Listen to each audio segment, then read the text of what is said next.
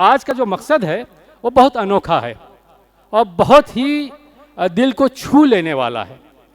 और लोग जो है मुसलमानों के लिए सिर्फ यही था कि मदरसे मसाजिद के लिए चंदे वगैरह मांगने वाले हम मशहूर थे, लेकिन पिछले 8-10 वर्षों से जो नौजवान खेप आई है, जो समाज में काम कर रही है, नया नया काम कर रहे हैं, अनोखा काम कर रहे हैं, और उसी में जो है एक नाम ग्लोबल केयर फाउंडेशन का है जो कैदियों को छुड़ाने का काम कर रही है। दोस्तों, ये काम पिछले 70 वर्षों में कोई मुस्लिम एनजीओ शायद ही कोई किया हो, लेकिन जिस संजीदगी से, जिस मतानत से और जिस बुर्दबारी से ग्लोबल केयर फाउंडेशन काम कर रहा है, हम तमाम लोगों को यहाँ से वहाँ तक जो बैठे हैं वो ऐसी शख्सियात हैं, अगर उस सरपरस्ती करें तो मुझे लगता है कि इधर उधर देखने की ज़रूरत नहीं पड़ेगी। एक अच्छे कलीदी खुतबे से करते हैं, एक ऐसा खुतबा जिसका सबको इंतज़ार होता है। बल्कि दोस्तों, इस मौजू पर, ये पुअर प्रिजनर्स को छुड़ाने के मौजू पर सीरीज़ जो है कैसर खालिद साहब की चली है, और एक ऑफिसर के, पुलिस ऑफिसर की हैसियत से मुजरिम मुलजिम में क्या फ़र्क है, और पहली बार जुर्म करने वाले को किस तरह से पुलिस देखती है, क्या तरीक़ेकार होता है छूटने का, और किस तरह से उसे बंद करके किस तरह से उसके साथ बर्ताव किया जाता है, तमाम तफसीलात कलीदी खुतबे में हम सुनेंगे। आपकी ज़ोरदार तालियों के बीच मैं कैसर खालिद साहब से दरख्वास्त करता हूँ कि आएँ और कलीदी खुतबा पेश करें। आज नया रूप जो है कैसर खालिद साहब का, एक नया पोशाक, नया अंदाज पहली बार हम देखेंगे। आइए सर, कैसर खालिद साहब। दोस्तों, ये शायद मेरी तीसरी तकरीर होगी इस मौजू पे, इस हवाले से। पहली तकरीर तो इत्तफाकन थी कि मैं यहाँ पे किसी काम से आया हुआ था और यूसुफ भाई की मोहब्बत ऐसी थी कि ये मुझे यहाँ लेके आ गए, और तब मुझे इल्म हुआ कि यहाँ पे ग्लोबल केयर फाउंडेशन का एक इजलास मुनक़िद हुआ है, और वो इजलास एक ऐसे इशू पे है, एक ऐसी बात पे है कि जो शायद हम सब के दिल के बहुत करीब होना चाहिए। वो गुफ्तगू यूट्यूब पे मौजूद है, और उसके बाद मुझे दुनिया के बहुत सारे मुल्कों से फ़ोन आए इस फाउंडेशन के बारे में जानकारी के लिए, जो काम कर रही उस हवाले से। ये तीसरा खुतबा होगा। जब मोहब्बत ज़्यादा होती है तो अमूमन उसका तकाज़ा ये होता है कि सरप्राइज़ दिया जाए। आप घर पे जाते हैं, छोटा बच्चा आता है ना, अब चॉकलेट लेके जाते हैं, सरप्राइज़ होता है। अभी जब मैं मौजूद था और गुफ्तगू सुन रहा था फ़ारूक भाई की, तो मालूम हुआ कि मुझे कलीदी खुतबा देना है, तो ये मोहब्बत है। बहरहाल मैं सोच रहा था कि 3 सालों में हमने जो सफ़र किया है उसको मैं किस जाविये से देखूं, किस ढंग से देखूं। आपके सामने कोई बात रखनी है तो बात माकूल होनी चाहिए, रीज़नेबल होनी चाहिए, उस बात में फैक्ट होने चाहिए, तब जाकर वो बात दिलों पे असर करेगी। मैं काम देख रहा हूं और जो प्रॉब्लम सामने है उसको देख रहा हूं, तो मुझे बेख्तियार गुलाम मोहम्मद कासिर याद आए। उनके 2-3 अशार में इसलिए पढ़ता हूं कि शायद जिस हाल में हम लोग हैं, ये इंग्लिश वाला हाल नहीं, उर्दू वाला हाल है, जिस कंडीशन में हम लोग हैं उसकी अक्कासी हो सके, उसको रिप्रेजेंट कर सके। वो कश्ती भी नहीं बदली, दरिया भी नहीं बदला, कश्ती भी नहीं बदली, दरिया भी नहीं बदला, और डूबने वालों का जज्बा भी नहीं बदला, और डूबने वालों का जज्बा भी नहीं बदला।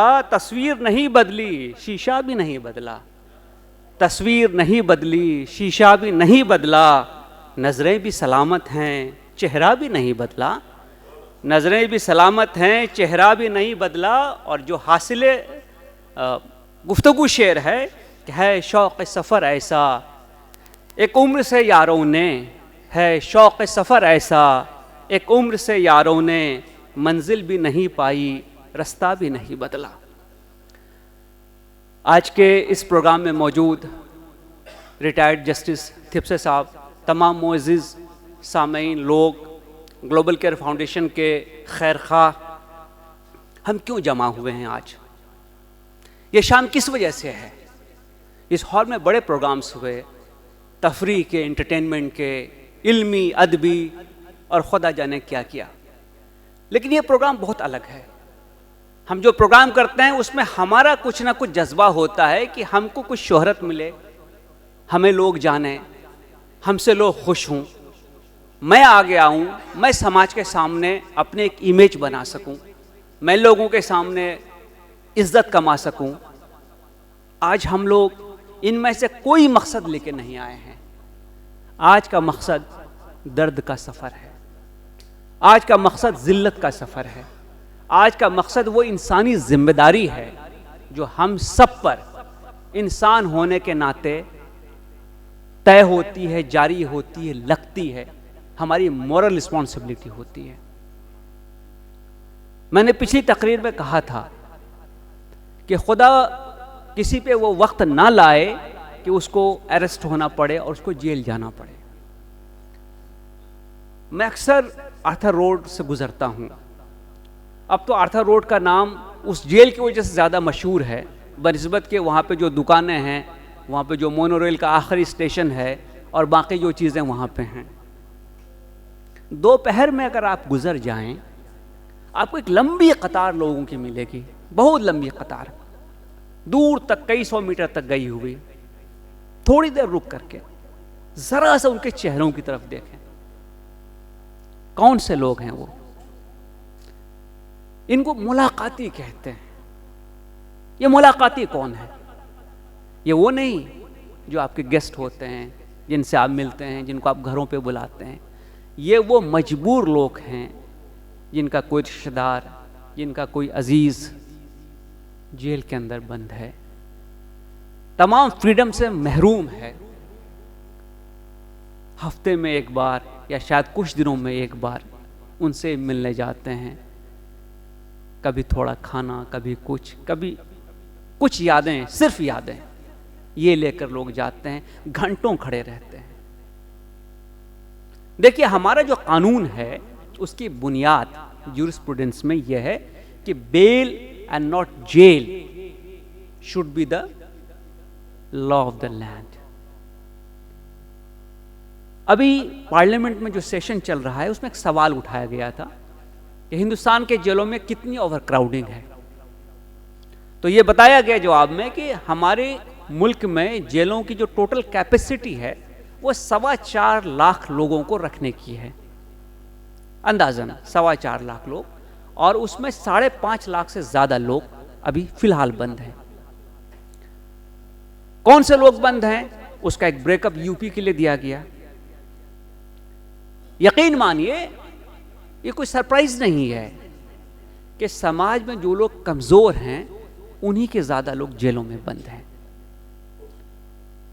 देखिए, जुर्म हुआ है ये एक फैक्ट होता है, लेकिन जिस आदमी पे उसका इल्जाम है उसी ने वो जुर्म किया है, ये सबूत के बाद ही साबित होता है, ये कोर्ट में साबित होता है। जब तक ये साबित नहीं होता हम उसको मुल्जिम कहते हैं, एक्यूज कहते हैं, उसको हम कन्विक्ट नहीं कहते हैं। हर एक्यूज का राइट है कि वो अपनी बात रखे, और जहां तक मुमकिन हो, अगर समाज के लिए वो बहुत नुकसानदेह नहीं है, हैबिचुअल ऑफेंडर नहीं है, मुल्क से भागने वाला नहीं है, ऑफेंस को एविडेंसेस को डिस्ट्रॉय करने वाला नहीं है, तो अमूमन उसको बेल मिलना चाहिए। लेकिन एक बात याद रखिए कि कोर्ट्स जितने भी हैं वहां पे कोई मुल्जिम अपनी बहस नहीं करता है। वहां बहस करने का तरीका दूसरा है। वहां आपको एक वकील लगता है, एक कैपेबल कॉम्पिटेंट वकील। देखिए, कैपेबिलिटी और कॉम्पिटेंस जब उसको सोसाइटी मोनेटाइज करती है तो उसको कहते हैं फी। मोनेटाइजेशन का अनफॉर्चुनेट एस्पेक्ट यह है कि जितना कैपेबल आदमी उसकी फी उतनी ज्यादा। सुप्रीम कोर्ट में जब आर्गुमेंट्स होते हैं, हाई कोर्ट्स में जब आर्गुमेंट होते हैं, सीनियर लॉयर जिसको हम कहते हैं, जब वो खड़े होते हैं तो उनकी फी क्या होती है उसका आप सिर्फ अंदाजा ही कर सकते हैं। एक आम सा आदमी जो बदकिस्मती से चपेट में आ गया है, अरेस्ट हो गया है, उसको अपनी बात रखने के लिए एक वकील खड़ा करना जरूरी है, उसकी फी देनी जरूरी है। क्या उसके पास ये सलाहियत है कि वो अपनी फी दे सके? उस वकील का जो भी फी है उसको अदा कर सके? इन चेहरों की तरफ अगर आप ध्यान से देखेंगे तो आपको आइडिया होगा, ये अंदाजा होगा, इनमें से बहुत सारे लोग वो हैं जो इस लेवल पे सलाहियत भी नहीं रखते कि वो उस फीस को अदा कर सकें। बल्कि उसकी क्या कहिए, 16 से ज्यादा लोग ऐसे हैं हिंदुस्तान में जेलों में बंद जो अपनी सेंटेंस काट चुके हैं। जितने पीरियड के लिए उनको जेल हुई थी वो काट चुके हैं, वो उन्होंने पूरा कर लिया है, लेकिन जो फाइन उनको हुआ था वो फाइन नहीं दे पाए, इस वजह से वो आज तक जेल में है। ये मेरा कोई ऑब्जर्वेशन नहीं है, पार्लियामेंट क्वेश्चन का रिप्लाई मैं बता रहा हूं कि सजा काटने के बावजूद चूंकि पैसे नहीं हैं फाइन भरने के लिए, तो जेल में अभी तक हैं। दुनिया में एवरेज अंडर ट्रायल का percentage of total jail population में 34% है, ग्लोबल एवरेज 34% है। हिंदुस्तान में ये एवरेज 76% है, 76% है। ये करीब करीब 2 गुना। इसका मतलब है कि बहुत सारे वो लोग जिन्हें बेल पे छूटना चाहिए था वो बेल पे नहीं छूट पा रहे हैं। इसकी कुछ वजह सिस्टेमिक, जिसको हम कहते हैं, सिस्टेमिक वजह होती हैं। वकील नहीं खड़ा कर पा रहे हैं, बेल लोअर कोर्ट में रिजेक्ट हो गई तो हायर कोर्ट्स में नहीं जा पा रहे हैं, उतना पता भी नहीं है। लेकिन जिस चीज पे ग्लोबल केयर फाउंडेशन का फोकस है वो इस बात पे है, वो तमाम लोग जो कि बेल पे छूट सकते हैं, बेल बॉन्ड भरने के पैसे नहीं है, अपनी बात रखने के लिए वकील खड़ा करने के पैसे नहीं है, जो कंडीशनलिटीज होती है उस कंडीशनलिटीज को पूरा करने के पैसे नहीं है। हम कोई हैबिचुअल ऑफेंडर की बात नहीं कर रहे हैं, हम किसी बड़े क्रिमिनल की बात नहीं कर रहे हैं, हम उन छोटे मामूली गरीब कम पढ़े लिखे या बिना पढ़े लिखे लोग, मजदूर, समाज का सॉफ्ट अंडरबेली, हम उसकी बात कर रहे हैं जो अपनी मदद खुद भी नहीं कर सकते। और अमूमन क्या होता है कि जो कमाने वाला आदमी होता है वही जेल चला जाए, तो पहले तो खानदान पे यह प्रॉब्लम आती है कि उसका पेट कैसे भरेगा, बच्चों की फीस कैसे जाएगी, खाना कैसे चलेगा, बिजली का बिल कैसे अदा होगा, बाकी चीजें कैसे खर्च में आएंगी। ये फैमिली को जुटाना एक बड़ा मुश्किल है और उसके आगे उसको छुड़ाने के लिए क्या करना है। तो ये जो एरिया है, जो मैंने कई बार कहा कि लो हैंगिंग फ्रूट है, इसमें से थोड़ी सी मदद अगर हम कर दें तो शायद ये आदमी अपनी बात रखने के काबिल हो जाएगा और शायद वो अपना फ्रीडम भी सिक्योर कर सकता है। हम केस लड़ने के लिए किसी की मदद नहीं कर रहे हैं, हम उसको अपनी बात रखने के लिए मदद कर रहे हैं कि भाई बात तो रख दो अपनी, तुम्हारा क्या कहना है वो बात तो हो जाए। और मुझे लगता है कि इंसानी रिश्तों में किसी आदमी की मदद उस वक्त करना जबकि वो खुद अपनी मदद के काबिल नहीं हो, इससे बेहतर कोई नेकी नहीं होगी। मैंने अपने पिछली गुफ्तगू में कहा था कि हमारे मजहब में जो बुनियाद है मजहब की, प्यूरिफिकेशन, आप अपने बॉडी को प्यूरिफाई करते हैं, आप अपने मोरालिटी को प्यूरिफाई करते हैं, आप अपने फूड और ड्रिंक्स को प्यूरिफाई करते हैं, आप अपने माल को भी प्यूरिफाई करते हैं, आप ज़कात देते हैं, आप सदका निकालते हैं, ये प्यूरिफिकेशन है। इस प्यूरिफिकेशन को आप कहां पे इस्तेमाल कर रहे हैं?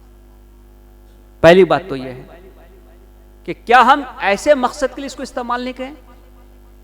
आप कुरान को पढ़िए, कितनी जगहों पे गर्दन छुड़ाने की बात है, गर्दन छुड़ाओ, गलती हो गई गुलाम आजाद कर दो, यही है ना। बड़ा मशहूर वाकया है कि एक सहाबी अपने गुलाम को पीट रहे थे, तो प्रॉफिट उस रास्ते से गुजरे, उन्होंने देखा तो उनके चेहरे पे एक तगय्युर आया। उन सहाबी ने पलट कर देखा उनको, वो समझ गए, तो उन्होंने कहा कि प्रॉफिट ने उनको कहा कि तुम्हारा इस गुलाम पे जितना कंट्रोल है इस क्रिएटर का, उससे ज्यादा कंट्रोल तुम्हारे ऊपर है। तुम्हारे खुदा का तुम पे कंट्रोल उससे कहीं ज्यादा है। उन्होंने बात समझी और कहा मैंने इनको अभी आजाद कर दिया। मैं ये मिसाल इसलिए दे रहा हूं कि ये चीजें अपनी गलती सुधारने के लिए होती हैं, कि हम किसी चीज के लिए कोई कुर्बानी दे दें, हम मदद करें उन लोगों की जो अपनी मदद खुद नहीं कर सकते हैं। मैंने अपनी पिछली गुफ्तगू में कहा था कि वो इक्विवेलेंस जो है ना, अब ये है जो आदमी अपनी मदद नहीं कर सकता, पैसे नहीं है, सलाहियत नहीं है, बताने वाला नहीं है, लीगल एड मौजूद नहीं है, इसकी मदद कौन करेगा? कितनी बार तो पेपर्स नहीं होते, कितनी बार तो श्योरिटी नहीं होता, जो आदमी जामीन आपका दे वो नहीं होता, लोग आपको जानते नहीं हैं। तो क्या 2023 इस साल में हम ये सोच सकते हैं कि हम अपने ऊपर जो इतना तवज्जो कर रहे हैं, अपने खाने पे, अपने पीने पे, अपने कपड़ों पे, अपने सफ़र पे, अपनी लग्जरी पे, उसको थोड़ा सा कम करें और किसी आदमी की बेसिक नीड के बारे में ज़रा सोचकर उसको मदद करने के लिए एक कदम आगे बढ़ाएं। देखिए ये सीज़न है ना, अभी उम्रे का सीज़न चालू हो गया। आप सबको मैसेजेस आते होंगे, ये टूर कंपनी, वो टूर कंपनी। मैं नहीं जानता कि यहां लोगों ने कितने उम्रे कर रखे हैं, 50 हो सकता है, हो ज्यादा भी हो सकता है। एक हज या एक उम्रा ही जिंदगी में जरूरी है। फर्ज जिसको आप कहते हैं, एक हज से हो जाता है, एक उम्रे से हो जाता है। उसके बाद आप 2000 कर लें, वो आपकी मर्जी है। मैं अक्सर ये सोचता हूं कि जब कभी डे ऑफ जजमेंट होगा, कयामत आएगी और आखिरत कायम होगी, तो ये बात, ये सवाल नहीं पूछा जाएगा कि तुम्हारा भाई जेल में सड़ रहा था, 10,000 रुपये उसके पास नहीं थे बेल के बॉन्ड को भरने के लिए, और तुम जो है लाखों रुपए खर्च करके यहाँ और वहाँ हजारों बार जा रहे थे, 50 बार जा रहे थे। मैं कभी ये सोचता हूं कि शायद ये सवाल हो, उस वक्त कहने के लिए कुछ नहीं बचेगा। ये आंख बंद हुई, आपका सब नेकी करने का जो अपॉर्चुनिटी वो खत्म हो गई, आगे कुछ नहीं बचेगा। फिर आप मोहताज होंगे। जब ये अपॉर्चुनिटी अवेलेबल है, जब सांस चल रही है, जब हम इस माहौल को देख रहे हैं और हम उस शहर में हैं जहां के कई एक जेल हैं, शायद एक बार हम गुजरें उधर देखें, तो मुझे लगता है कि थोड़ा सा अपने माल से हिस्सा निकालकर इस काम में हमें जरूर जुड़ना चाहिए। देखिए लॉ में बहुत सारी चीजें हैं, बहुत सारे अमेंडमेंट हो गए हैं। आपको मालूम है कि जो अमेंडमेंट हुआ है सीआरपीसी में, उस हवाले से अगर कोई शख्स अपने मैक्सिमम पनिशमेंट का आधा हिस्सा काट चुका है, अंडर ट्रायल है, उसको बेल पे छूटने का राइट क्रिएट किया गया है। ये लॉ में है अपने। प्ली बार्गेनिंग है, जेल में लोगों को लीगल मदद करने का ऑप्शन आ गया, district legal cell authority, state का लीगल सेल अथॉरिटी, हजारों चीज़ें आ गई हैं। क्या जानकारी है? क्या फॉलोअप कर रहे हैं? क्या सोसाइटी उनको सपोर्ट कर रही है? देखिए सोसाइटी सिर्फ लेने के लिए नहीं बनी है। हम अपनी जिंदगी में हो सकता है कि बहुत खुश हूं, बहुत मुतमईन हूं, बहुत सारे रिसोर्सेज मेरे पास अवेलेबल हैं, लेकिन कभी एक बार तवज्जो उसकी तरफ भी करनी चाहिए जिसके पास ये सारी चीज़ें अवेलेबल नहीं हैं। हम एक बहुत अच्छे एसी हॉल में बैठे हुए हैं, बहुत अच्छा माइक सिस्टम है, वॉशरूम बहुत नीट एंड क्लीन है, जगह है।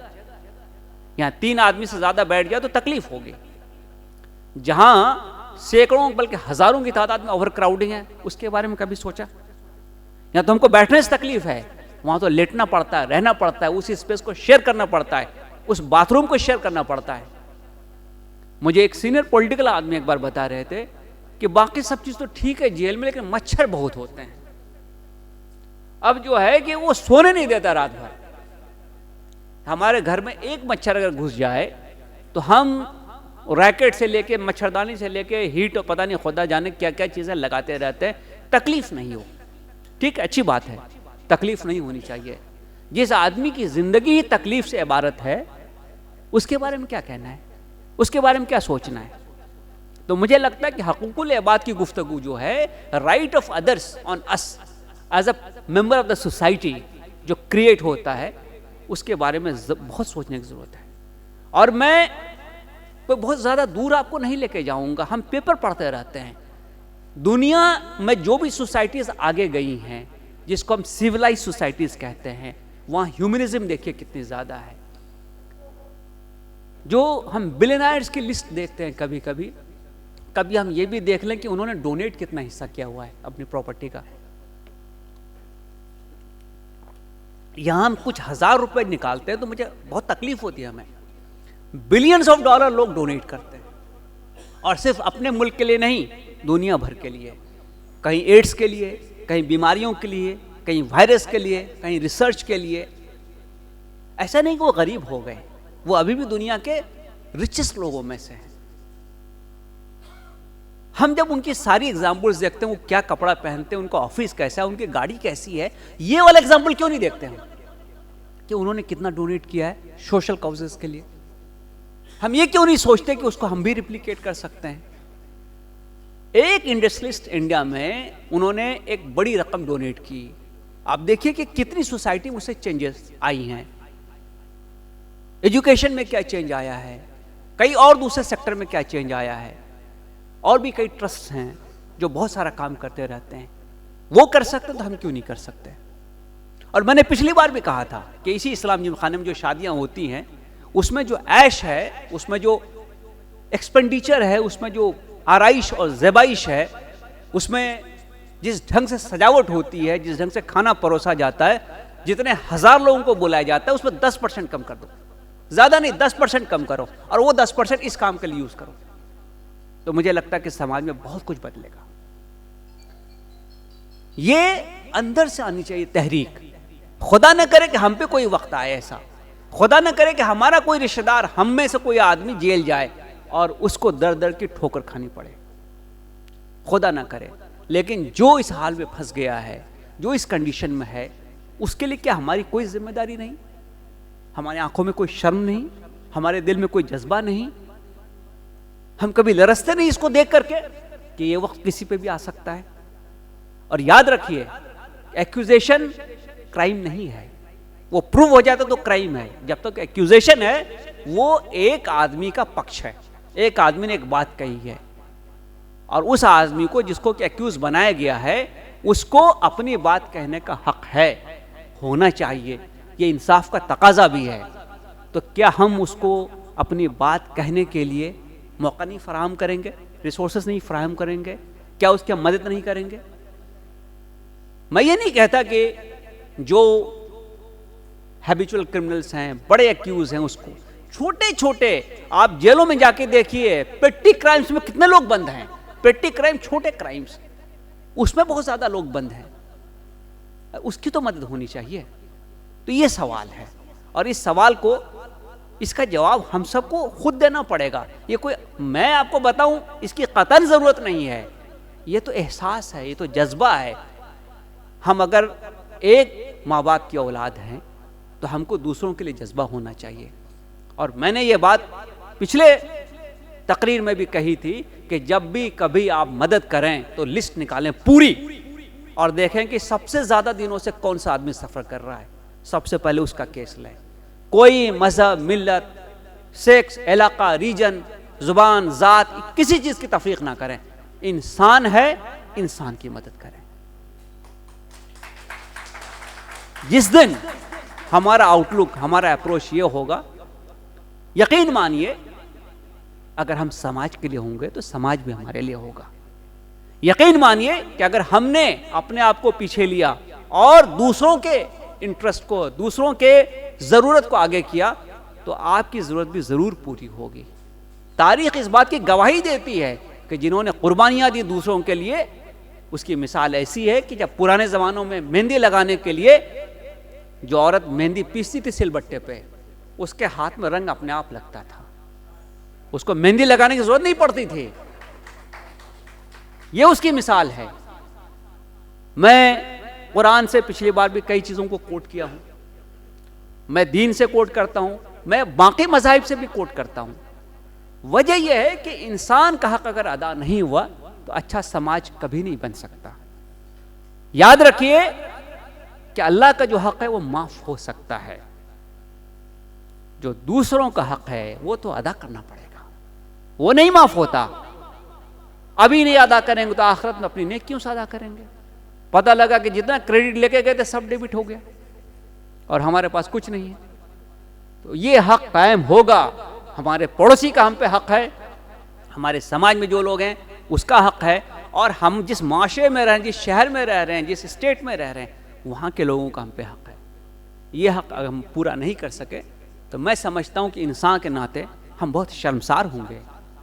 और याद रखिए कि इंसान अपने लिए जितना भी कुछ कर ले, जितना भी पैसा खुद पे खर्च कर ले, सेटिस्फैक्शन नहीं आता, तसफ्फी नहीं आती, ये दिल नहीं भरता है, ये दिल जिसको कनात कहते हैं वो नहीं आता उसमें। जब आप दूसरों के लिए करेंगे तो कनात आएगी, तब आपके दिल में सुकून होगा, तब आपके अंदर एक फीलिंग होगी कि यार मैंने कोशिश की है जितना हो सका। कामयाबी नाकामी एक प्रोसेस है, ये चलते रहेगी, कुछ में आप कामयाब होंगे, कुछ में नहीं होंगे। यही काम करने में मुझे मालूम है कि ग्लोबल केयर फाउंडेशन को कितनी अड़चन हुई है, अभी भी है, हो रही है। एक्सेस के लिए, मदद करने के लिए, कन्विंस करने के लिए अथॉरिटीज़ को बहुत सारी मुश्किलें हैं। अच्छे काम के लिए मुश्किल होनी है, यही तो आपकी टेस्ट है, यही आपकी ट्रायल है कि आप साबित कदम कितने हैं, आप कैसे उस पर जमा रहते हैं। अच्छाई का रास्ता मुश्किल रास्ता है, लेकिन हमारा जो इम्तिहान है वो यही है कि क्या उस रास्ते पे हम साबित कदमी से चलते रहे, धीरे धीरे ही सही आप मंजिल तक ज़रूर पहुंचेंगे। तो ये काम मुश्किल काम है, और मैंने इस चीज़ को पिछले 3 सालों में देखा है कि कभी कभी इस हद तक आदमी को परेशानी होती कि लगता है कि शायद छोड़ दिया जाए, क्या करना है, यहाँ ठोकर खा रहे हैं, वहाँ ठोकर खा रहे हैं, ये रिस्पॉन्स नहीं कर रहा है, वो रिस्पॉन्स नहीं कर रहा है। लेकिन जिस दिन हम किसी एक आदमी को उसकी आज़ादी वापस दिलाते हैं, उसके चेहरे को देख करके, उसके घर वालों के चेहरे को देख करके, उनके घर वालों के मन में जो फीलिंग जनरेट होती है, ये लगता है कि हमने जितनी भी मुश्किल सही, जितनी भी परेशानी हमको हुई, दैट वाज वर्थ इट। उस मुस्कुराहट का कोई बदल नहीं है। अगर यकीन नहीं हो तो कभी आजमा के देखिए, करके देखिए, आपको लगेगा कि वाकई एक ऐसी चीज़ है जिसको हमको करना चाहिए। तो ये काम मुश्किल है, लीगल प्रोसेस लंबा चलता है, इसमें बहुत पेशेंस लगता है, इसमें लोग लगते हैं, इसमें ऑफिस लगता है, इसमें एक बैटरी ऑफ लॉयर्स लगती है। एक लेवल पे अगर नहीं हुआ दूसरे लेवल पे जाना पड़ता है। एक बहुत मुश्किल अम्र है, बहुत मुश्किल काम है। इस काम को जो लोग कर रहे हैं उसको इस दौर में दीवानों से हम ताबीर कर सकते हैं। ये दीवाने लोग हैं, इसके सिवा ये काम नहीं कर सकते हैं। ये जुनूनी लोग हैं कि हम अपने आप को पीछे छोड़ के इस फिक्र में रहते हैं कि इस आदमी को हम कैसे मदद करें। और सच देखिए तो हमारे तमाम जो मज़ाहिब हैं उसकी बुनियाद इसी पे है कि आप अपने को पीछे रखो, दूसरों को आगे करो, सेल्फ इंटरेस्ट को पीछे लो, समाज के इंटरेस्ट को आगे करो, अपनी ज़रूरत को कम करो, जो तुमसे ज़्यादा ज़रूरतमंद है उसको देखो। आपको मालूम है ना कि बहुत मशहूर वाक़या है जिसको शेख सादी ने कोट किया है कि मुझे खुदा से बड़ा शिकवा था कि उसने मुझे एक ही जूता दिया था, मेरे दूसरे पैर में जूता नहीं था। और मैं बड़ा शिकवा करते रहता था कि अल्लाह क्या दोनों देना तो दोनों जूता देते, चलने में कितनी तकलीफ हो रही है। जब तक कि मैंने उस शख्स को देखा जिसकी टांग नहीं थी, तब मुझे महसूस हुआ कि मैं कितना खुशनसीब हूँ, मेरी कम से कम टांगे तो सलामत हैं। तो हम क्या वो जूता देखते रहते हैं कि एक पैर में जूता है दूसरे में नहीं है। आप उसको देखिए जिसकी टांगे नहीं है। तो ये बिना टांग वाला जब मेरा प्रायोरिटी होगा, जब उसके लिए मैं गुफ्तगू करूँगा, यकीन मानिए कि जब ऐसे काम के लिए आप निकलिएगा और किसी के सामने हाथ फैलाइएगा तो आपकी गर्दन नहीं झुकेगी, आपका सीना चौड़ा होगा, आपकी आंखों में एक चमक होगी और आप कह सकते हैं कि वो सर सैयद ने कहा था। वो चंदा मांगने के लिए जा रहे थे, अलीगढ़ मुस्लिम यूनिवर्सिटी उनको कायम करनी थी। एक औरत ने पूछा उनसे कि सैयद साहब ये कब तक आप चंदा मांगते रहेंगे या बाल्फाज से दिगर कब तक भीख मांगते रहेंगे। उन्होंने कहा कि वो तो मालूम नहीं, लेकिन खुदा का शुक्र है कि अपने लिए नहीं मांग रहा हूं, अपने लिए नहीं मांग रहा हूं, समाज के लिए मांग रहा हूं, औरों के लिए मांग रहा हूं। तो जब आप औरों के लिए मांगेंगे ना तो आपको कोई शर्म नहीं आएगी, आप सर सैयद की तरह घुंघरू बांध के स्टेज पे भी जा सकते हैं जहाँ के डांसर्स डांस कर रही थी। लोग जूता फेंकेंगे ना तो आप कहेंगे ठीक है, इससे मैं किसी को मदद करवा दूंगा, जिसके पास जूता नहीं उसको दे दूंगा। पत्थर फेंकेंगे, आप उससे घर बना लीजिएगा। तो ये वो सफ़र है, ये बहुत मुश्किल सफ़र है। हम में से हर आदमी इसका हौसला नहीं कर पाएगा कि वो एक काम करता रहे, लेकिन जो कर रहे हैं, जिन्होंने अपने आप को वक्फ कर दिया है, जो जुनूनी और दीवाने लोग इस मिशन में लगे हुए हैं, हम कम से कम उनकी मदद तो कर सकते हैं कि वो भी नहीं कर सकते। हम इतने बेगैरत हो गए हैं, तो हमको ज़रूर सोचना चाहिए। और मैं हमेशा यही एक अपील करता हूं, एजेंसी की कैद नहीं है। अच्छा काम जो भी करे, जिसके कांटेक्ट में तुम हो, आप जिसके कांटेक्ट में, आप जिसको जानते हैं, जिस पे आपको भरोसा है, आप अगर खुद नहीं कर सकते तो उनको आगे बढ़ाइए। समाज में बहुत सारे लोग ये काम करते हैं, लेकिन मैं समझता हूं और मेरा ख्याल ये है कि बाकी तमाम चीज़ें जो हैं वो इंतज़ार कर सकती हैं। आज़ादी अगर छिन जाए तो इंतज़ार नहीं होता। अगर ये बात नहीं होती तो हम इतना बड़ा नेशनल मूवमेंट नहीं खड़ा करते। तब भी लोग जी रहे थे, तब भी काम धंधा चल रहा था, तब भी जमींदार थे, कुछ इंडस्ट्रीज भी लग गई थी। लेकिन आज़ादी अगर नहीं हो तो जिल्लत में नींद भी नहीं आती है। तो क्या हम इस जिल्लत को दूर कर सकते हैं? ये सवाल है, और ये सवाल मेरा नहीं है, ये सवाल उस शख्स का जो उधर है, मेरा सवाल नहीं है। मैं तो सिर्फ स्पोक्स पर्सन हूं कि मैं उसके दिल में जो गुजर रही हो, उसकी ज़िंदगी में जो गुजर रही है और जिसको मैंने बहुत करीब से देखा है, शायद वह हाल आपके सामने रख सकूं। खुदा करे कि हम में से सारे अगर नहीं हो तो कुछ लोगों के दिल पिघल जाएं, और इस सफ़र में वो अगर खुद कुछ नहीं कर सकते तो उन लोगों के साथ हो जाएं, उनका हमसफ़र बन जाएं, उनकी मदद कर दें जो इस काम में लगे हुए हैं। बस इसी उम्मीद के साथ, इसी दुआ के साथ मैं अपनी बात करता हूँ।